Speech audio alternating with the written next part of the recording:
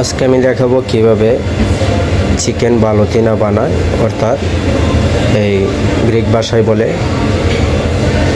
বালতিনা কুতুগুলো। তো তার আগে আমি কিছু জিনিসের সাথে পরিচয় করিয়ে নিব। রাখছি এসে যে ফিলেতো কুতুগুলো, অর্থাৎ মুরগি ফিলেতো করে রেখেছি। আর এটা হচ্ছে এই মুরগির যে এই চামড়া, এই চামড়া এটাকে গ্রিক ভাষায় বলে পেচেস।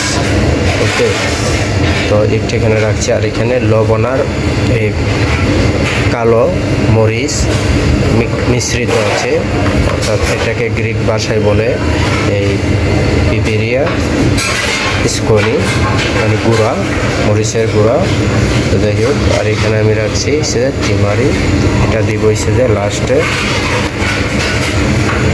আর এটা হচ্ছে লেবরানি, এটা দিয়ে আমি এই পুরোটি পেঁচিয়ে নিব। আর এটাকে বলে ছিল কপি, এই যে যেটার মধ্যে আমি কেটেছি। তো এই নিয়ে আমি ইচ্ছে করলে আরও অনেক ভিডিও বানাইতে পারি যে ওটার নাম কি।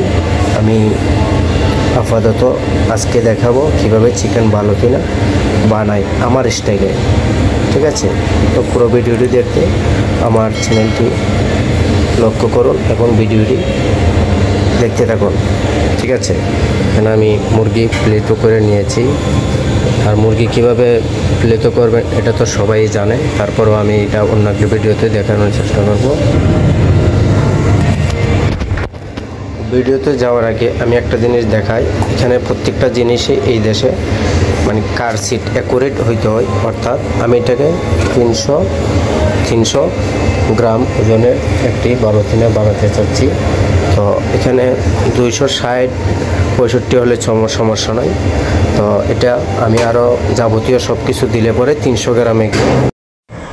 তো গত সপ্তাহে আমি দেখিয়েছিলাম কীভাবে এই মুরগির রোলটা বানানোর পরে এই তিগানিতে, এদেশে কড়াইরে বলে তিগানিতে ভেজে কাস্টমারের সামনে উপস্থাপন করা লাগে।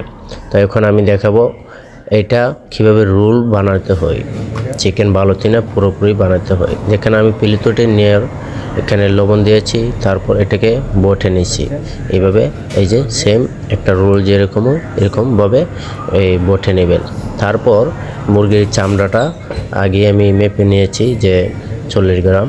তো এটাকে সুন্দর করে বাস করে এই সিলো কুবি, এই যে কাঠটা আছে এটার মধ্যে নিয়ে এই রোলটা, এই পেচেসটা একসাথে খুব সুন্দর করে এইভাবে আবার বটে নেবেন।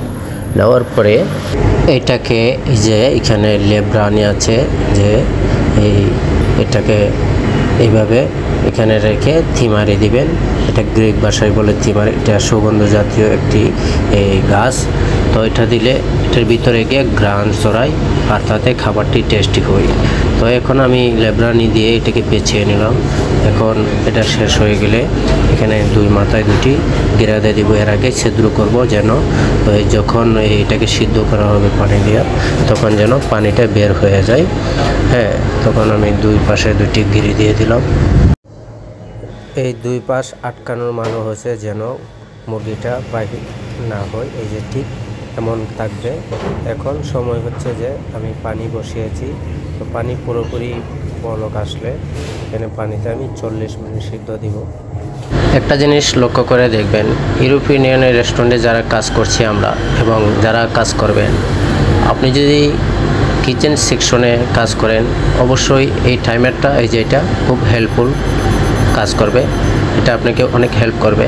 আপনি এটা একটা জিনিস চুলাতে বসাইছেন, আগুন দিয়ে অন্য কাজ করতেছেন, এখানে 10 মিনিট দিলেন, 40 মিনিট দিলেন, দেওয়ার পাশাপাশি অন্য কাজ করতেছেন, তখন এখানে টাইম হয়ে গেলে আপনার মনে হবে যে আমার এই জিনিসটা একদম হয়ে গেছে।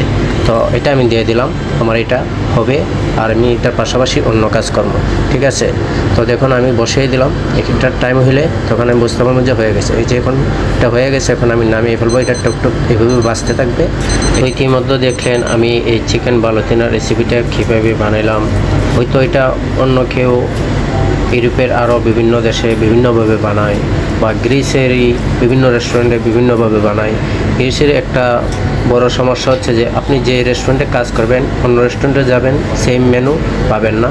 যাই হোক, সবশেষে একটা কথা বলতে চাচ্ছি, এতক্ষণ যারা এই চিকেন ভালোতিনার রেসিপিটি দেখেছেন সবাইকে অসংখ্য ধন্যবাদ। আর যারা ইউরোপের দেশ গ্রিসে বা বিভিন্ন দেশে যাবেন, আবার ওই কথাটা বলি, আপনারা ভালো স্কিল তৈরি করে আসবেন। স্কিল তৈরি না করতে পারলে এই দেশে আসাটা খুবই কষ্টদায়ক। তো গাইস, একটি কথা আবারও বলি, কারো যদি এরকম ভিডিও প্রয়োজনে আসে তাহলে সাবস্ক্রাইব করে পাশে থাকবেন। আবার দেখা হবে নতুন কোনো ভিডিওতে। ধন্যবাদ সবাইকে।